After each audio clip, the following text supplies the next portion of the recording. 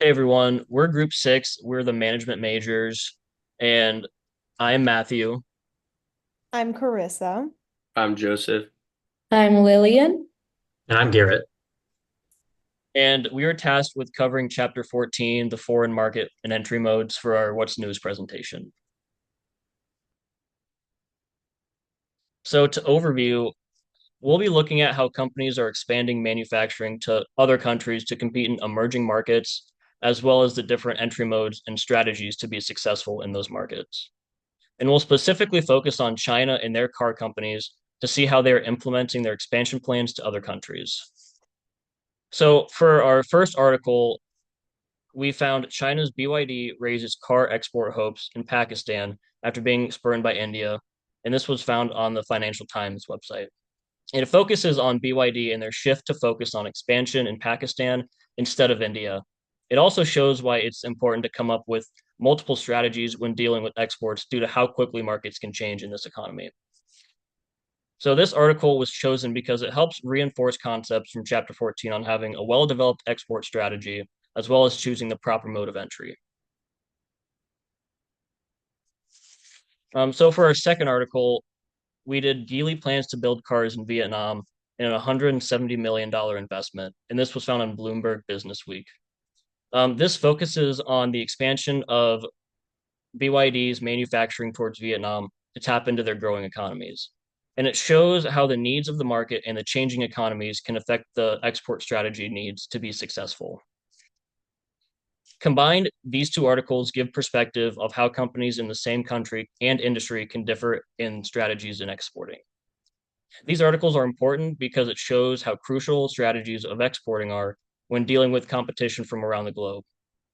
The world becomes more connected every day for consumers, so only the companies with great export strategies will be able to reach them.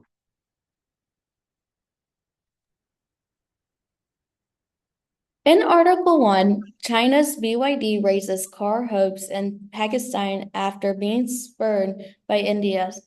Article 1 can be summarized as BYD, the Chinese electric vehicle maker backed by Warren, is planning its first venture into South Asia by partnering with Pakistan's Hub Power. And this is going to establish an electric vehicle assembly plant by 2026. This move follows BYD being blocked from entering India due to government restrictions. The CEO of this company, Cameron Kamil, expressed ambitions for Pakistan to become an EV export hub, targeting markets in Africa, Bangladesh, Sri Lanka.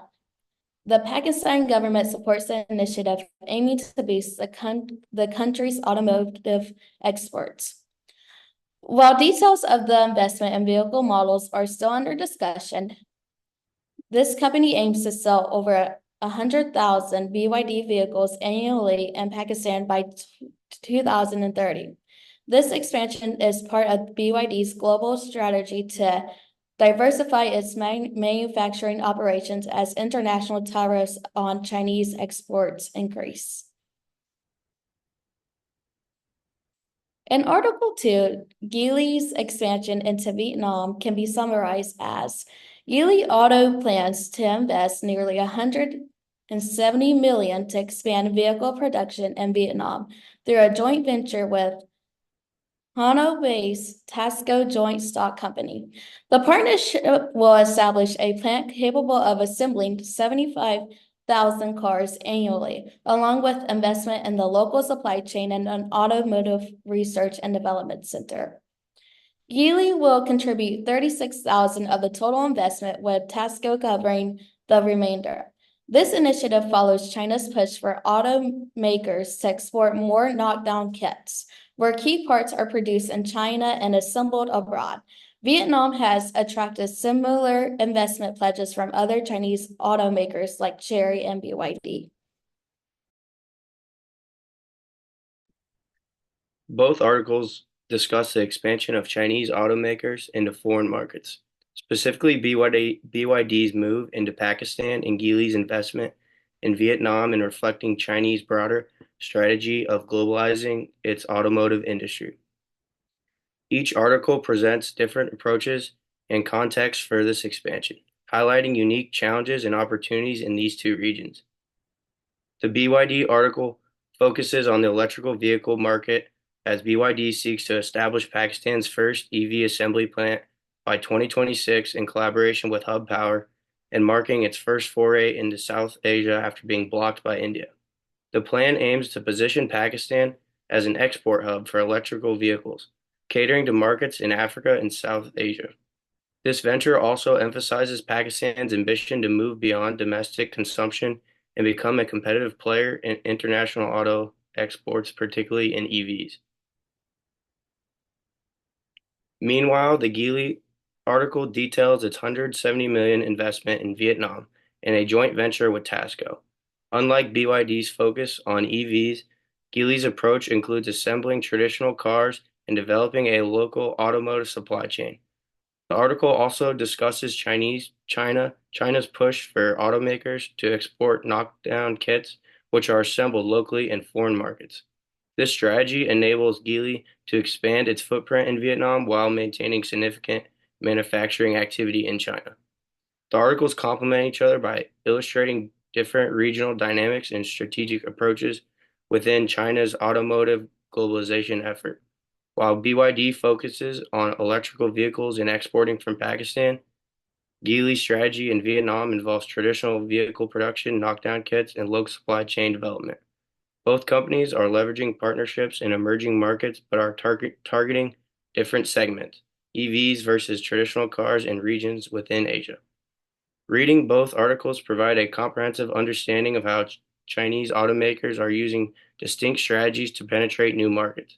BYD's experience highlights the challenges of political barriers and the potential for EVs in South Asia, while Geely's plan illustrates the benefits of leveraging local assembly to meet market demands. Together, the articles reveal a nuanced picture of China's global automotive expansion, showing the flexibility and variety in its approach across different markets and vehicle types. BYD's decision to use exporting as its method of entering the Pakistani market is a reflection of a low-risk entry mode. By exporting vehicles rather than immediately investing in local production, BYD can test the waters of Pakistan's market with a minimal upfront investment. This strategy allows the company to gauge demand and respond to market conditions without the financial and operational commitments that come with direct investments, such as building factories or setting up local subsidiaries. When expanding internationally, companies like BYD have several market entry options to consider, including exporting, licensing, franchising, joint ventures, and a more aggressive and costly entry mode, wholly owned subsidiaries. Involving the full leadership of local operations, BYD's current approach reflects a conservative and flexible entry through exporting as they gain confidence in the Pakistani market. We may see them move forward towards a joint venture or a subsidiary in the future. Geely, as one of China's top automotive brands, has strategically decided to expand into Vietnam as part of its long-term growth plan. This move is crucial as it allows Geely to diversify its market presence and reduce reliance on the highly competitive and sometimes volatile Chinese market. By expanding into Vietnam, Geely is positioning itself to take advantage of new opportunities in a rapidly growing market. This strategy reflects their forward-thinking approach to balance market fluctuations and access a broader revenue stream. As Chapter 14 of the textbook highlights, international expansion helps companies diversify their revenue streams and mitigate risks associated with the over-reliance on a single market. In Geely's case, their move from Vietnam will reduce their dependence on the Chinese market, where competition is fierce and economic fluctuations can have a significant impact on sales. By expanding into Vietnam, Geely is applying the principles of risk mitigation and market diversification discussed in Chapter 14. The chapter also mentions how companies benefit from first mover advantages in emerging markets, and Geely is positioning itself to capitalize on the growth of Vietnam's automotive industry.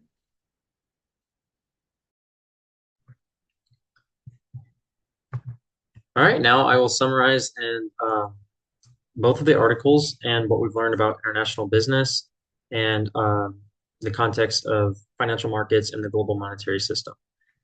First, the expansion strategies of BYD and Geely demonstrate China's growing influence in South Asian and Southeast Asian markets.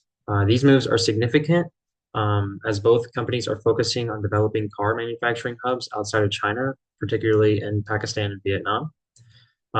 Then the articles that we chose, they emphasize the balance between opportunities and challenges that these companies face. So on one hand, you have expanding regions, opening doors for greater market access and export potential. And on the other hand, the companies must navigate political tensions, such as BYD's struggle to enter India and Geely's strategic partnership in Vietnam to overcome local competition. One of the central themes in both cases is how cross-border investments are impacted by factors like tariff regulations and local labor conditions. The Belt and Road Initiative, a central policy in China's global trade expansion, also plays a critical role in driving these investments, especially for BYD. Another important takeaway that we gathered is the need for these companies to adapt to local labor laws and market conditions. Chinese firms are used to having extensive control in their domestic operations, but international expansion requires them to adjust to different cultural and operational standards. Finally, both these articles highlight the importance of local partnerships. These collaborations, such as BYD's partnerships with Hub Power and Geely's with Tasco, are crucial for navigating regulatory hurdles and building production capacity in unfamiliar markets. In our research, we can see that international business, particularly in emerging markets, requires companies to be agile, politically aware, and prepared to invest in long-term local relationships. These insights tie closely to our course material on global financial markets, demonstrating how economic policies and international cooperation shape business strategies. Thank you.